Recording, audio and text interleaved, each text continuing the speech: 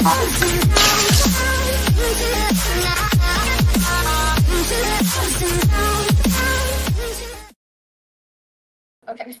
this is Nilda, and my name is Tiara. Hi. Where?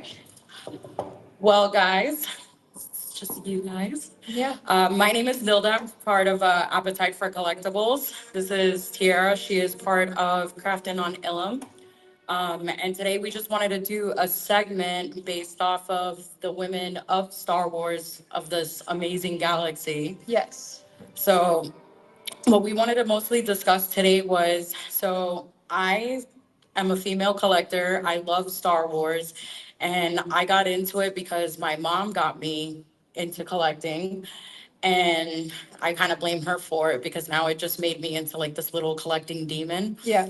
But mostly I got into Star Wars because I love the fact on how like strong women seemed on the show, and you know, I just overall loved it. So I wanted to start my own YouTube channel where I primarily discuss like mostly all female collectors. But instead, I just started overall discussing everybody who was a collector in a whole in Florida. So I've been collecting for over, I'm 37 years old, so I've been collecting since I was like 8. Yeah. So my collection is fairly large, but it's still kind of boxed up. But, you know, like I said, I wanted to do this journey based off of the women of the galaxy. Yes. Yes. Okay. So yes, my name is Tiara. My handle on Instagram is crafting on Ilum. Oh no. Bear with us. We've been having technical difficulties since we entered the room. But this is what we do, basically what our pages are about. So like Nilda kind of described, she does all fandoms, not just Star Wars. My page is mostly just Star Wars. She does celebrity interviews on her podcast. Her cosplays, as you can see, she did a pink decked out Leia. And she does a ton of cons like we're here today, and of course her collecting. And my page is all about Star Wars. I have a merch shop, so that t-shirt I'm wearing is something that I hand drew and designed. So I have several different shows and inspired characters, Star Wars merch on my shop. I also do cosplays, so like right now I'm Endor Leia, and I do a lot of like hand sewing. I recently did a Bix cosplay, and that was all from scratch.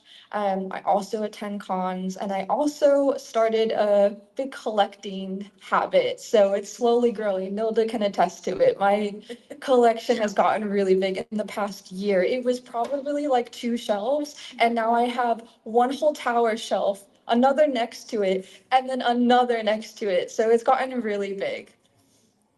So, like Nilda said, we are talking about this galaxy we love. So, what I wanted to do is just kind of go over why we love this fandom and this galaxy so much. So, Nilda, start us off. All right, so for me, Star Wars was just like a overall thing that got me and my family together. You know, my mom introduced me to Star Wars when I barely even spoke English, and that was a way of like helping me speak English. And I remember watching Star Wars as a little kid and seeing it in American style and not understanding what the hell they were saying.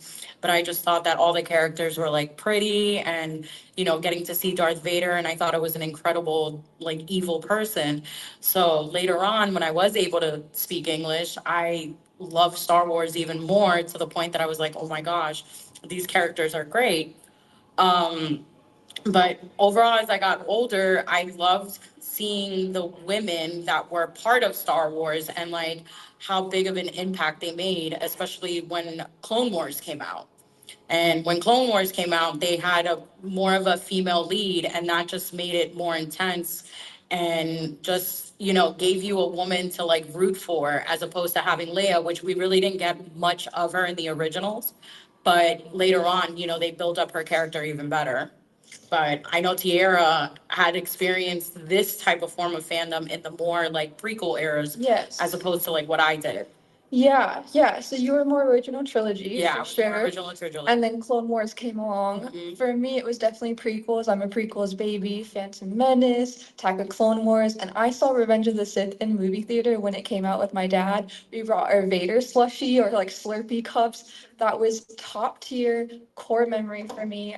So my dad is the reason why I love Star Wars. And so just a couple of our bullet points, of course, the nostalgia. I feel like a lot of us fans get into Star Wars because of our family members, uncle, cousin, dad, mom. So yeah, and then the unbridled imagination. So this is just like a random clip that I got off of Google, but like the amount of imagination and design and innovation that we see in Star Wars is really unmatched, I think, in my opinion. There's timeless themes with all of the characters and a ton of relatable characters like Leia and Ahsoka, etc., which we'll talk about.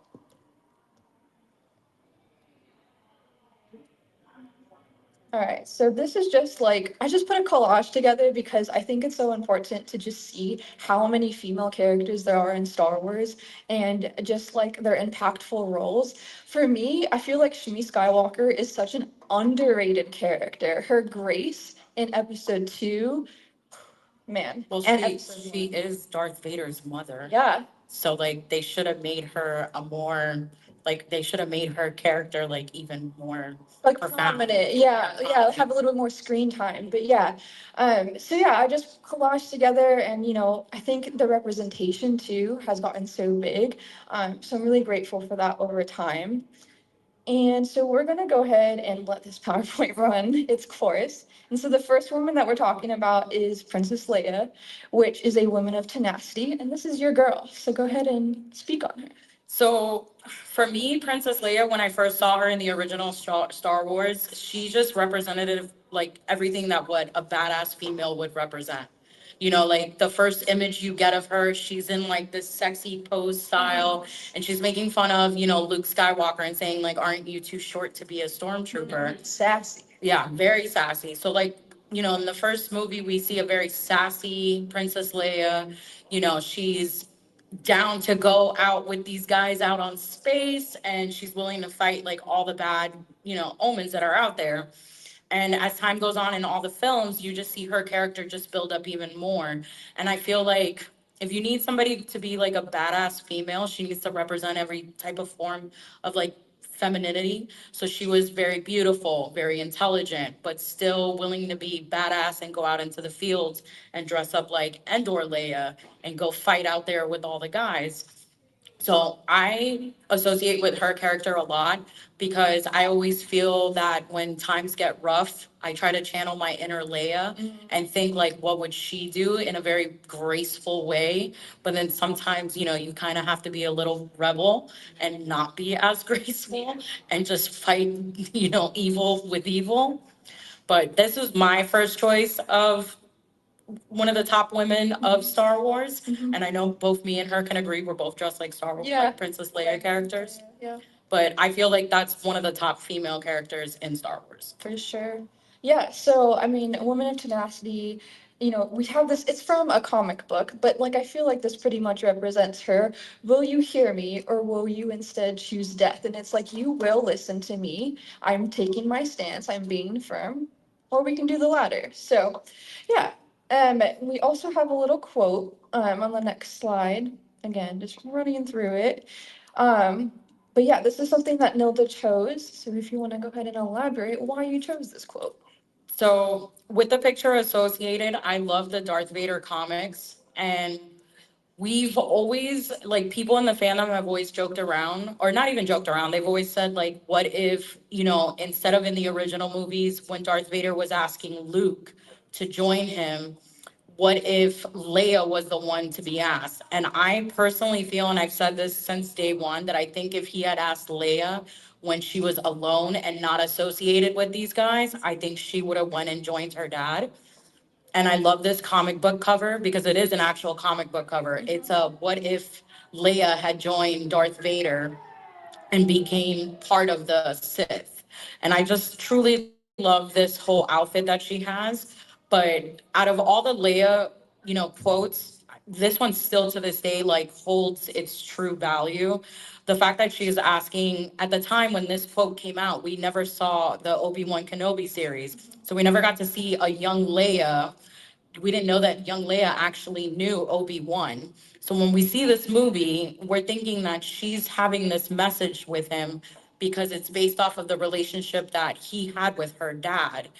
And I love that even though this movie came out in the 70s, they bring up the Clone Wars in this movie. And then years pass and we get a Clone Wars show. So just alone the quote where she says, General Kenobi, years ago, you served my father in the Clone Wars. It strikes a nerve with me because it's like, holy crap, we were talking about the Clone Wars in the 70s, but yet this show never came out. And years later, we get the show, the movie, and we get all these core characters that we now love from the Clone Wars. Yes. Yes. So we definitely love our Leia. And the next one is Ahsoka, which actually was here, and I got to meet her this weekend, which was fabulous. So if you haven't already, She definitely. cried. She cried. Yes. Childhood, eating kids' cuisine in front of the TV, watching Clone Wars on Cartoon Network after school to escape all of the nonsense going on. That was my childhood. So being able to see her and how kind she is, and she values every single one of us fans. So it was a beautiful interaction. So definitely go see her if you haven't already. But yes, this is another one of your Women of the Galaxy. So at the time when the Clone Wars show came out, I would, like she said, I was watching it while it was live, while it was on Disney XD and on Cartoon Network as well. Um, and in the beginning, when her character first came out, like everybody was annoyed by her because it was a young little character. Her voice was kind of annoying, and no one really knew why did Anakin Skywalker have a Padawan. And eventually, we got to love this character, and she ended up being probably one of the most loved female characters in Star Wars like history. And I feel like I told Tiara, like within season 6 and season 7, you really got to see like a major character development with Ahsoka. Yeah. And in the last season of Clone Wars, you really got to see like her become the woman that she was really supposed to become. Yeah. But yet, like I said to Tiara a couple days ago, I really didn't like when the Ahsoka series came out and people try to say that, when Rosario was representing her, she came out very, serious and didn't seem like she had any empathy. And I try to explain to people, like, imagine being a girl who is 13 years old. You have seen nothing but death in your whole entire life, that you've been with this group. Your best friend turned, has now become the big evil that you're fighting against. His wife died, who was another friend of yours, and you've just seen all your brothers, who were all the clone troopers, all die in front of you. So I feel for somebody who has had that much death, anguish and all that, and to still be around and still be very hopeful that one day that there's going to be some light at the end of the tunnel. That represents another badass woman. And like why this is one of my favorite characters, which I actually have both Ashley Eckstein and Rosario Dawson's signatures tattooed on my leg. Yeah. Because Yes. I absolutely love Ahsoka. Yep. But yeah, this is, she's selfish. She gives herself to try to bring the better, or in the good in everybody else. But, still bad things happen, but she still always will see the good in everybody. Yeah. Yeah, and just like the loyalty too. My headcanon a little bit is that she's fighting for all of the death that she's experienced. So Padme, we get to see her go to Padme's funeral in Tales of the Jedi, and how much like that toll that it took on her. Like she was exhausted, and she gave up fighting for quite some time. So yeah, just like that loyalty, I feel like she kind of fights for Padme and Anakin in his own, good virgin spirit. But there's also a little quote that Nilda chose. So again, technology is a little slow. Give it a second. There we go. Yes. So season 7, of course, was. I don't know about you guys, but I watched the last episodes when it came out. I stayed up really late to watch the episodes. But yeah, go ahead, Nilda. So this quote means a lot to me because it's the final conversation that Ahsoka has with Captain Rex before they kind of have to maneuver a way where they have to kill their friends, but not really kill their friends, because it's when Order 66 takes into effect and all their friends turn on them. And Rex is basically like, I can't kill them. Those are our brothers out there. And when Ahsoka has that like final deep conversation with Rex, she tells him, "You're a good soldier. Everyone down there, they're willing to die, but I'm not gonna kill them." Like she's like, "I'm not gonna take them down."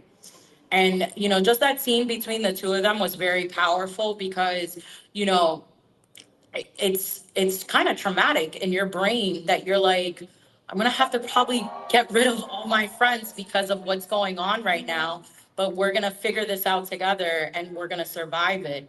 And towards the end of that episode, you do see, like, even though they got rid of all their friends, they did a beautiful memorial for them with all the Clone Wars helmets, representing each brother that they lost. And, the ending ends with Ahsoka just staring out into this graveyard of just all their fallen brothers. And I feel like at that very moment is when you knew, like, you had to kind of remove yourself and know that, like, you have to defend evil, even if that costs, losing a whole bunch of friends. Yeah. Yeah. Her whole life, everything Her she's whole ever life. known, Yeah. right there, um, in a grave. So, Yeah. yeah. So those are Nilda's two top picks, Women of the Galaxy. Mine is a little maybe controversial. If you don't know her, it is Trilla Siduri, and she is also known as the second sister and Inquisitor from the video game Jedi Fallen Order. If you also know Cal Kestis, he is the main character, protagonist in that video game. I do cosplay her, and so I chose her because her story is a little unique, at least to me. I put her as a woman who endures because she was literally tortured by the Empire torture devices, because she was found with her and her master. And so they tortured her, and she ended up becoming an inquisitor for the Empire. And I picked this quote here because it kind of shows how much that she has endured and how she chose to survive that. So this is Cal talking to Trilla. Trilla, I saw what you've been through. You've experienced great suffering. It's not too late to let it go. Let go. I'm stronger now because of the pain. So she kind of took that pain and made herself into a newer version of herself, and utilized that pain. And that's what the dark side is, right? It's using your pain, your anger, your suffering. And so creating the Inquisitor that we have here. But she's super cunning, super intelligent, strong, and she was once compassionate and kind. Like if you look at the description and the flashbacks that you see in the video game, she was a very kind and compassionate Padawan because she was found as a Padawan. But yes, so this is Second Sister. So if you haven't played the game, it's such a fun game. Definitely check that out. And then my next one is Hera. Are you guys Rebels fans? Haven't seen the Rebel series? No. So Rebel series is right after Clone Wars, and you get to see an older Ahsoka, and she basically joins another team of rebels. One of them is Kanan, who was a Jedi as a young child during Order 66, and he witnessed, like, everyone in front of him, all his Jedi friends getting murdered, and especially his master. And then you've got other characters on there who have side stories who also have witnessed death. So it's just like a band of brothers and sisters together. But that's what Rebels is all about. It's also about chosen family too. Yeah. Which we see a lot in Clone Wars as well. But Hera, she's a pilot and she is eventually a captain of Rebellion Squadron. And Kanan Jarrus is another Padawan that escaped Order 66. Also a really great character. But I chose Hera because she's also very selfless, very compassionate. She's such a motherly figure in Rebels. So if you find yourself being a motherly figure, this is her. Like everyone in her crew, she finds their flaws or their weaknesses and tries to put them in a situation where they can learn from it and grow. And she does it all throughout the series.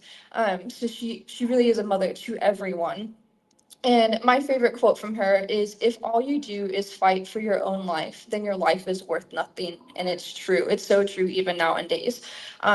So yes, Hera is another great one. So if you haven't watched Rebels, definitely check that out. It is on Disney Plus, and you won't regret it. I know some people can get hung up on the animation. The animation style is a little wonky, but the storyline, the plot is really, really great. Yeah, if you're not into like cartoons, you won't be disappointed. I recommend watching it. Yes. So we have a little surprise for those of you who attended our panel, which we are super grateful for. We have some trivia questions, and if you get these questions right, you get to win some collectible items. We'll go easy on you girls. Yes. Okay? I'm pretty sure like the first one you'll be able to get it. Yeah. So I guess whoever raises their hand first. Yeah. All right. So first one, who did Anakin Skywalker fall in love with? Yes, Padme Amidala. Question number 2, what was Luke's aunt's name?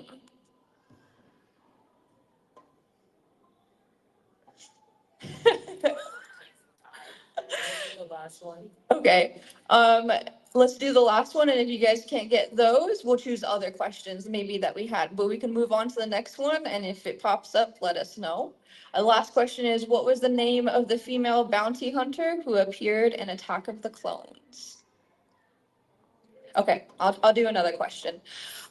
Who was Shmi Skywalker kidnapped by on Tatooine? Tangential for like fan, like very on the side. Okay. All right. Who is Anakin Skywalker? Okay. There's number 2. Yeah. We'll do another one. You pick the third one. line. That line. Okay, got it. Okay. Got you. We'll do another one. I'm trying to think. Who was the voice of Darth Vader? Mm-hmm. Mufasa, but not Mufasa. Who's Mufasa's voice? Oh my god. You got this. James. Yes. There you go. Yes. Well, regardless, I'm gonna give both of you this. So what you guys have to pick, I'm gonna put my arms back. So one has to pick the left side and one has to pick the right. I probably can't fit that shirt. So. It's a large. I can't fit that shirt. Okay. Can you fit a large? Yeah. Okay. So we'll do this. Let's do that. Easy peasy. Yay. Thank you. Yes. These are from the 70s. So is this one from Burger King. So if I were you girls, these, keep them. Don't ever let them see sunlight Oh my god. and keep them because years from now, they'll be worth something. Yeah. Oh, Yes. so thank you. Yeah. You're welcome. Thank you so much for being here with us. We appreciate it. I kind of like came in from the last part of this. We could definitely go back to the beginning if you want to see. Yeah. Yeah. Well, But it's mostly just our handles and what our pages are about, so we can Yeah, repeat we were that just talking for you. about our page. Yeah. Yeah, of course. this is being recorded. I don't mind. I don't mind at all.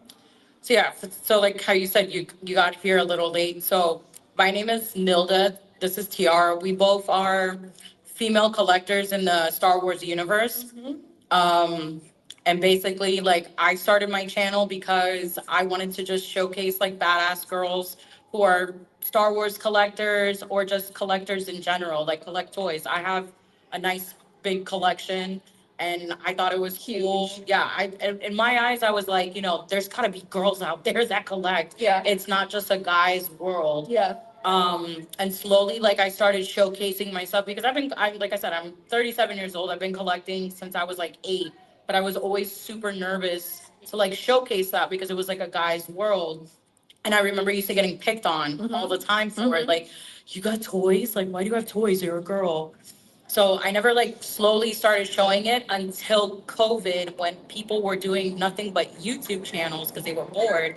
And I was like, you know what? Let me just do it. What's the worst that can happen? People don't like my crap. Yeah. And next thing you know, I started doing videos and more people started liking it. So I was like, okay, maybe I'm not that bad of a nerd. Yeah. So I started doing that. And then that's how we met. We met through the Star Wars community. Yeah. So, I'm sorry.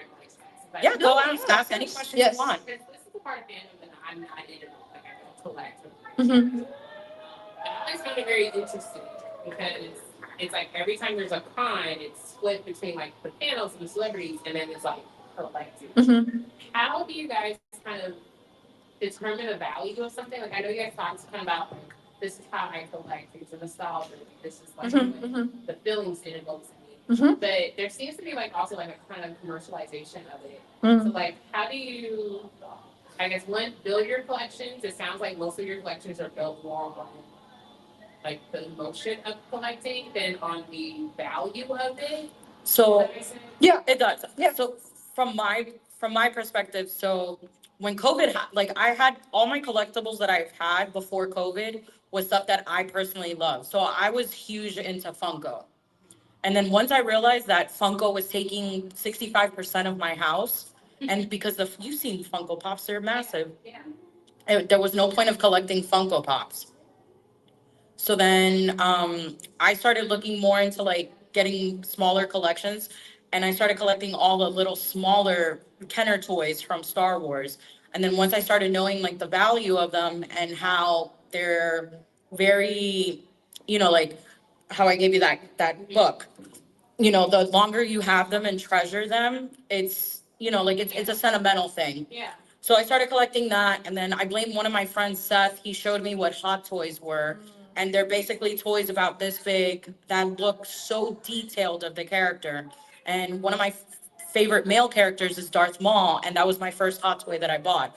And once that happened, I just went on a rampage, bought a whole bunch of Hot Toys, and then eventually, like, I saw that I had too many collectibles of just like random stuff that I just started to buy for no reason, that I started to downsize, and I only wanted to specifically collect stuff that I genuinely was like, if a fire happens, this is all the stuff that's coming with me. Mhm.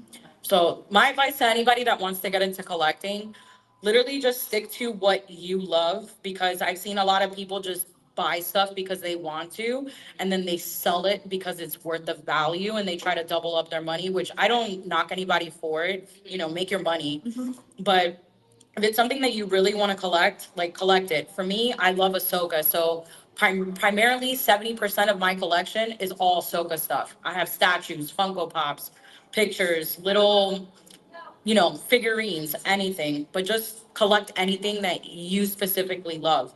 I highly recommend getting bookshelves. They're great. You can always redecorate it, switch it around, and like do whatever you want with them. Your collection, like, it sounds like it really does act as a library. Yeah. Yeah.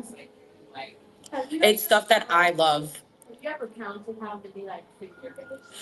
So counting how many figurines I Say how have. many helmets you have. So in total, I love collecting helmets from Star Wars. So I have a total of 65 of them. But if you look at my like YouTube channel or my Instagram page, I haven't really showcased all of them because I don't have the space for it right now. So everything is still in boxes. So it's like I said, you have to kind of make sure, find that balance. Yeah.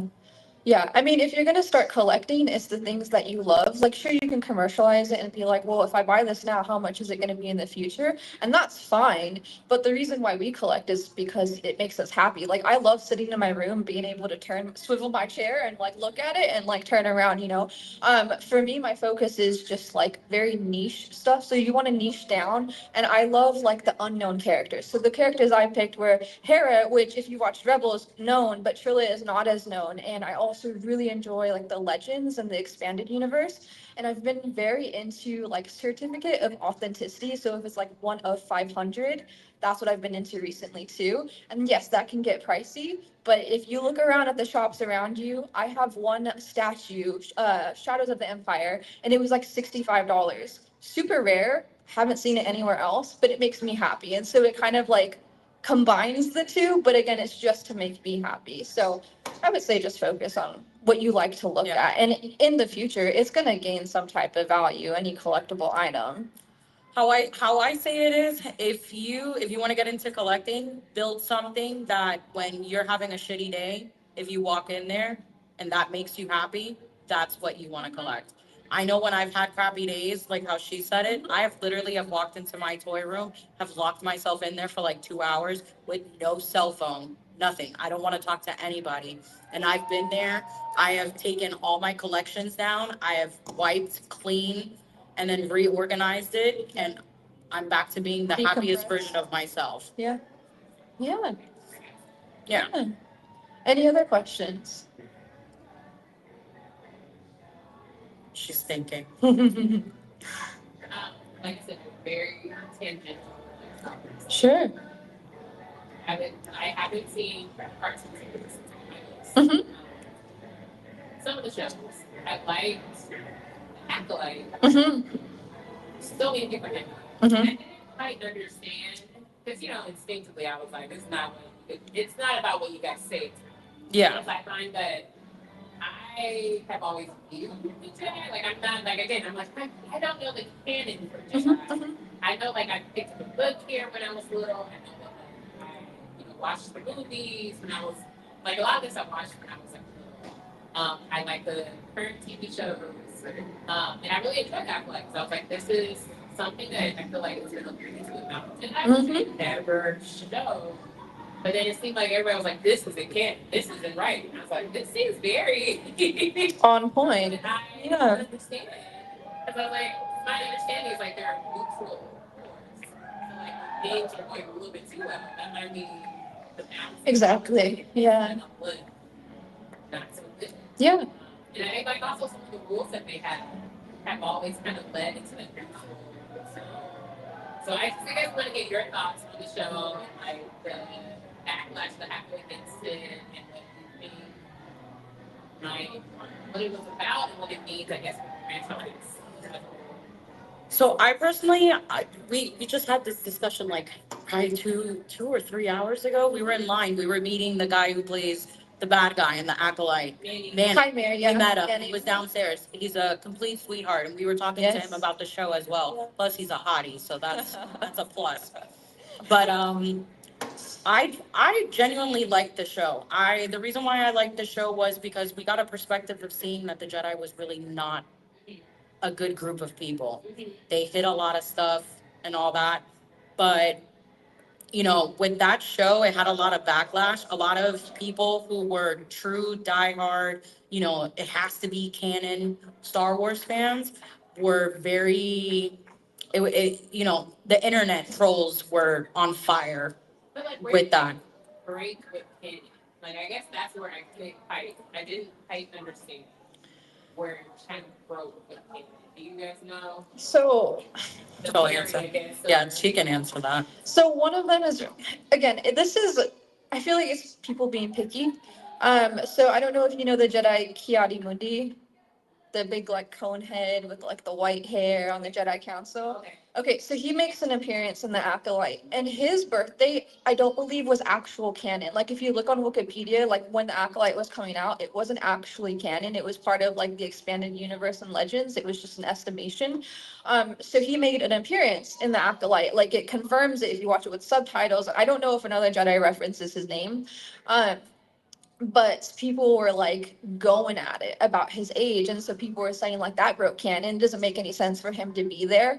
And the other parts, I don't understand how it breaks canon. We're simply exploring a story that's pretty much in between the High Republic and the Phantom Menace. So we don't get a lot of stories in between there, at least to my knowledge. Yeah. It's mostly just the High Republic novels. So I can't speak on the specifics because I feel like it's very opinionated, like it's very subjective. So you also get a lot of like Star Wars fans who are, original trilogy. You have the prequel and sequel. You also have fans who are deep in the lore and love to read all the books.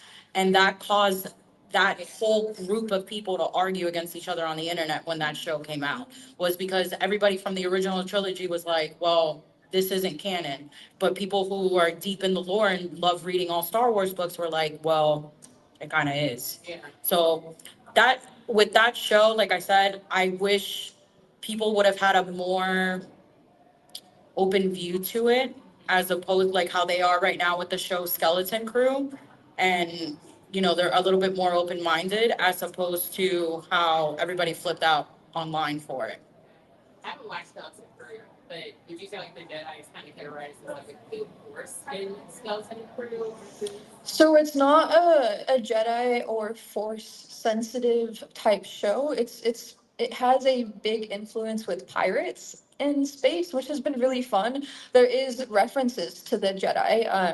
I don't want to spoil anything for you, but it's not really focused on it. But you bring up a good point where when the Acolyte came out, people were like, "This is not how the Jedi are represented."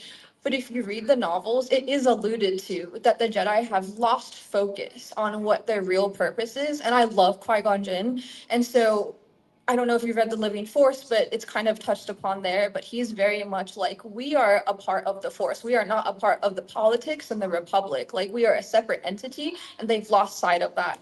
And in the several novels that are canon, that allude to the Jedi losing focus, like Count Dooku. I'm reading, I forget the title of it, but he also alludes to it. Ventress's experience also alludes to it. So when you read the novels, it is there, and also in the Phantom Menace, I believe we do see it when Anakin is first introduced to the Council. I feel like it's very political, and they're not supposed to be. So I don't think the Acolyte broke canon with Jedi not being represented as Jedi. I think it was just focusing on that flaw that we see that's already blooming, because this is already leading to the downfall of the Republic. So I think maybe that's where people had issues with.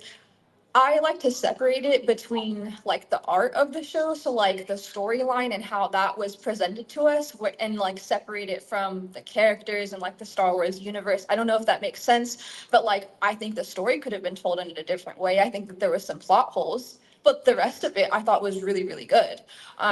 So it's again, it's really subjective. Like people are going crazy for no reason about it, but yeah. Well, I know it's time for us to wrap Okay, up, yeah. but I appreciate you girls coming. It was Yes. fun. But yeah, like you guys can follow us on Instagram, YouTube, TikTok. You know, like I primarily interview a whole bunch of Star Wars celebrities. I've been doing it for like the past year. She does all editing and showing how she does cosplays. She builds them from scratch. Yes. The one that she's wearing from now is she built this herself. She sewed these pants and everything. Um, So yeah, if you ever want any tutorials or like any questions like you asked, you know, we're always Mhm. willing to answer anything you guys want. Yes, and I also have like a merch shop too with Star Wars inspired clothes. She was here when I had pulled up the PowerPoint, but I have an Acolyte T-shirt of Chimera with his helmet. So stuff like that too. If you check out the page, it'll be there. Yeah. But thank you guys. We Thank you appreciate guys. it. We appreciate it. So